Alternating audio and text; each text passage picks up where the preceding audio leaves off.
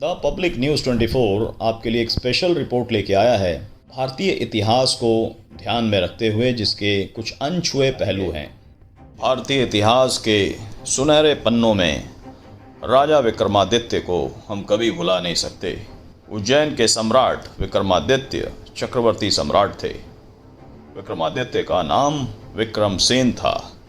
विक्रम वेताल और सिंहासन बत्तीसी की कहानियाँ महान सम्राट विक्रमादित्य से ही जुड़ी हुई हैं। विक्रम संवत अनुसार विक्रमादित्य आज से 2288 वर्ष पूर्व हुए थे। नाबोवाहन के पुत्र राजा गंधर्व सेन भी चक्रवर्ती सम्राट थे। राजा गंधर्व सेन का एक मंदिर मध्य प्रदेश के सोनकच्छ के आगे गंधर्वपुरी में बना हुआ है। यह गांव बहुत ही रहस्यमयी गांव है। उनके पिता को महेंद्रादित्य भी कहते थे। उनके और भी नाम थे, जैसे गर्दभिल, गंधर्ववेश। गंधर्वसेन के पुत्र विक्रमादित्य और भृतृहरि थे। विक्रम की माता का नाम सौम्य दर्शना था, जिन्हें वीरमती और मदन रेखा भी कहते थे। उनकी एक बहन थी जिसे मैनावती कहते थे। उनके भाई भृतृहरि के अलाका शंख अन्य भी थे। उनकी 5 पत्नियां थीं, मलयावती, मदनलेखा, पद्मिनी, चिल और चिल महादेवी। उनके 2 पुत्र विक्रमचरित और विनयपाल और 2 पुत्रियां विद्योत्तमा और वसुंधरा थीं। गोपीचंद नाम का उनका एक भांजा था, परंतु मित्रों में भट्ट मात्र का नाम आता है। राजपुरोहित त्रिविक्रम और वासुमित्र थे। मंत्री भट्टी और भसिंदु थे। सेनापति विक्रम शक्ति और चंद्र थे। कली काल के 3000 वर्ष बीत जाने पर 101 ईसा पूर्व सम्राट विक्रमादित्य का जन्म हुआ। उन्होंने 100 वर्ष तक राज किया। विक्रमादित्य भारत की प्राचीन नगरी उज्जैनी के राज सिंहासन पर बैठे। विक्रमादित्य अपने ज्ञान, वीरता और उदारशीलता के लिए प्रसिद्ध थे, जिनके दरबार में 9 रत्न रहते थे। कहा जाता है कि विक्रमादित्य बड़े पराक्रमी थे और उन्होंने शकों को परास्त किया था। सम्राट विक्रमादित्य अपने राज्य की जनता के कष्टों और उनके हाल चाल जानने के लिए भेष बदलकर नगर भ्रमण करते थे। राजा विक्रमादित्य अपने राज्य में न्याय व्यवस्था कायम रखने के लिए हर संभव कार्य करते थे। इतिहास में वे सबसे लोकप्रिय और न्यायप्रिय राजाओं में से एक माने गए हैं। कहा जाता है कि मालवा में विक्रमादित्य के भाई भृतृहरि का शासन था। भृतृहरित के शासनकाल में शकों का आक्रमण बढ़ गया था। भृतृहरि ने वैराग्य धारण कर जब राज्य त्याग दिया तो विक्रमसेना ने शासन संभाला और उन्होंने ईसा पूर्व 57-58 में सबसे पहले शकों को अपने शासन क्षेत्र से बाहर खदेड़ दिया। इसी की याद में उन्होंने विक्रम संवत की शुरुआत कर अपने राज्य के विस्तार का आरंभ किया। विक्रमादित्य ने भारत की भूमि को विदेशी शासकों से मुक्ति कराने के लिए एक बृहत्तर अभियान चलाया। कहते हैं कि उन्होंने अपनी सेना की फिर से गठन की। उनकी सेना विश्व की सबसे शक्तिशाली सेना बई गई थी, जिसने भारत की सभी दिशाओं में एक अभियान चलाकर भारत को विदेशियों और अत्याचारी राजाओं से मुक्ति कर एक छत्र शासन को कायम किया। अकबर के नवरत्नों से इतिहास भर दिया, पर महाराजा विक्रमादित्य के नवरत्नों की कोई चर्चा पाठ्य पुस्तकों में नहीं है। जबकि सत्य यह है कि अकबर को महान सिद्ध करने के लिए महाराजा विक्रमादित्य की नकल करके कुछ इतिहासकारों ने इतिहास में लिख दिया कि अकबर के भी 9 रत्न थे। राजा विक्रमादित्य के 9 रत्नों को जानते हैं। राजा विक्रमादित्य के दरबार के 9 रत्नों के विषय में बहुत कुछ पढ़ा देखा जाता है, लेकिन बहुत ही कम लोग ये जानते हैं कि आखिर ये 9 रत्न थे कौन कौन। राजा विक्रमादित्य के दरबार में मौजूद 9 रत्नों में उच्च कोटि के कवि, विद्वान, गायक और गणित के प्रकांड पंडित शामिल थे, जिनकी योग्यता का डंका देश विदेश में बजता था। चलिए जानते हैं कौन थे। ये हैं वो 9 रत्न। पहले धन्वंतरी। नवरत्नों में इनका स्थान गिनाया गया है। इनके रचित 9 ग्रंथ पाए जाते हैं।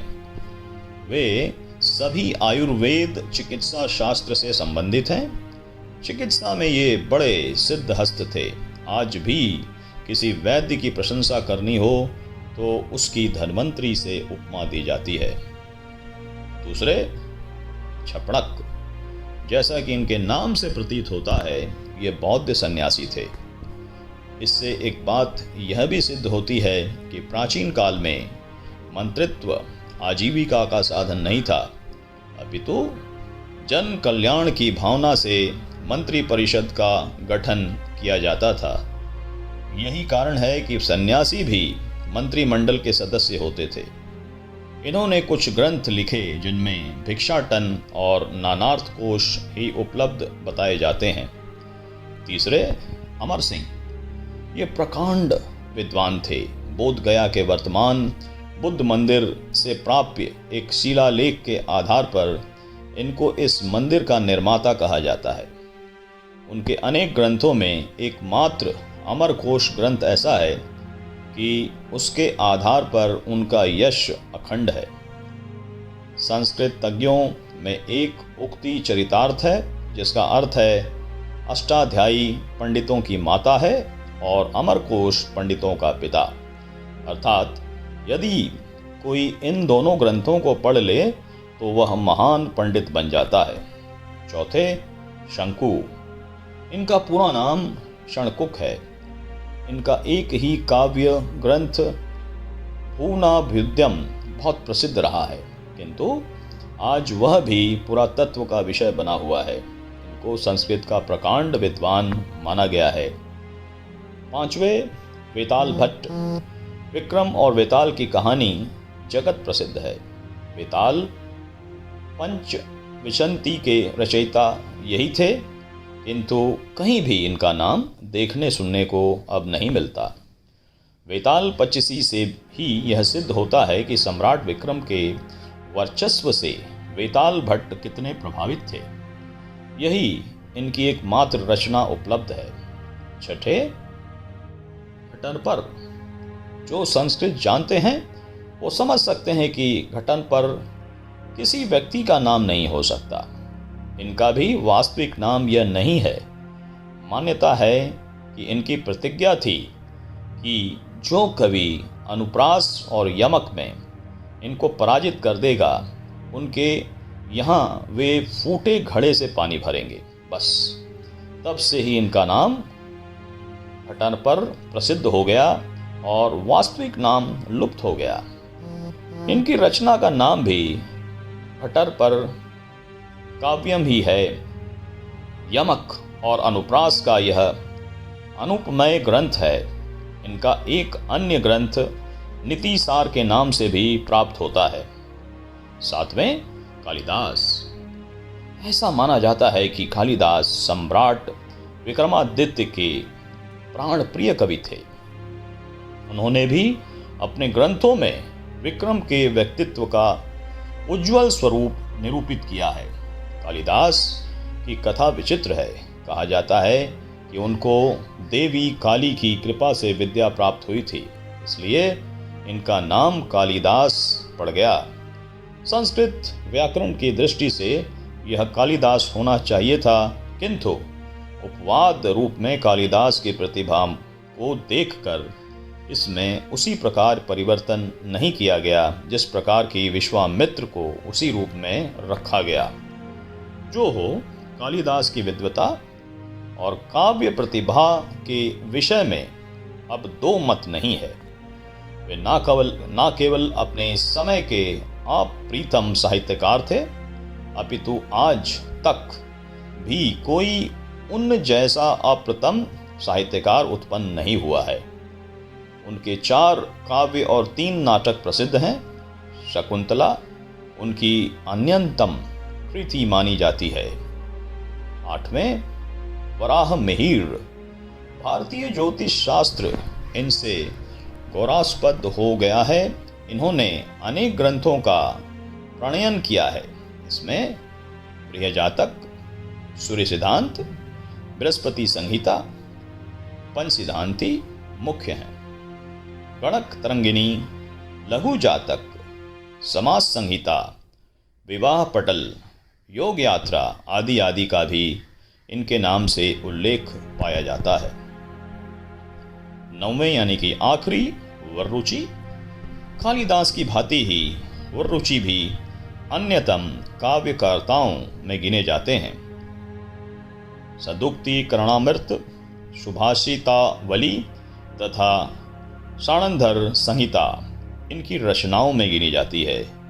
इनके नाम पर मतभेद है, क्योंकि इस नाम के 3 व्यक्ति हुए हैं। उनमें से पाणिनीय व्याकरण के कार्तिकार वररुचि कात्यायन, प्राकृतिक प्रकाश के प्रणेता वररुचि, सूक्ति ग्रंथों में प्राप्त कवि वररुचि।